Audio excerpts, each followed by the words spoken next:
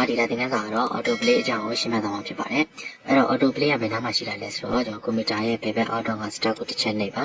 နှိပ်ပြီးတော့ရင် control panel လို့ရိုက်ထည့်ပါပြီးရင်ကျွန်တော် open ကိုတစ်ချက်နှိပ်ပါဒါဆိုရင်ကျွန်တော်ဒီ control panel ကိုရောက်သွားပြီဆိုရင် auto play ကကျွန်တော်ဒီနားလေးမှာရှိပါတယ်အဲ့တော့ auto play ကိုတစ်ချက်နှိပ်ပါ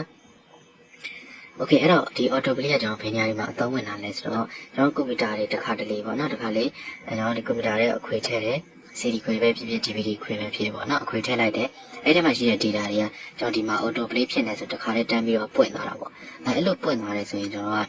ကတိတ်ပြီးတော့အဆင်မပြေဘူးပေါ့နော်ဒါဘာလို့လဲဆိုတော့အခွေဖွင့်နေကျွန်တော်အဲ့ဒီ data တွေကိုဖွင့်ချင်တယ်ကိုဖွင့်ချင်တဲ့ဟာဖွင့်ပါပေါ့နော်အဲ့တော့သူကတန်းပြီး auto play သွားတဲ့ချက်ကြတော့သူအပေါ်ဆုံးက data ကိုတန်းပြီးပွင့်သွားတော့ကျွန်တော်ကပြန်ပိတ်ရတယ်ပိတ်ပြီးမှကိုဖွင့်ချင်တာဖွင့်ရတာပေါ့အဲ့နောက်တစ်ခါကျတော့ USB stick တို့ပါတော့ပေါ့ stick တွေကတော့အထက်မှာ data တွေအများကြီးရှိရတယ်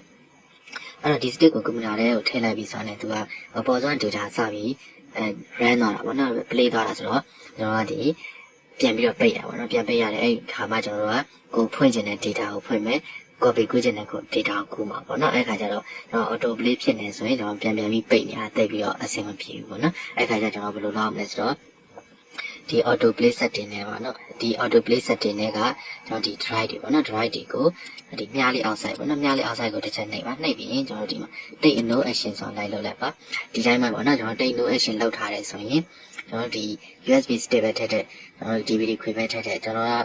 မဖွင့်ပေးမချင်းသူကမပွင့်ဘူးပေါ့နော်ဒီကွန်ပျူတာထဲကိုတော့ရောက်သွားတယ်ကျွန်တော် play မှာသာသူက play တာပေါ့နော်ပြီးဒီမှာဆိုရင် memory card ပေါ့ memory card ဆိုရင်လည်း take no action လောက်ထားလိုက်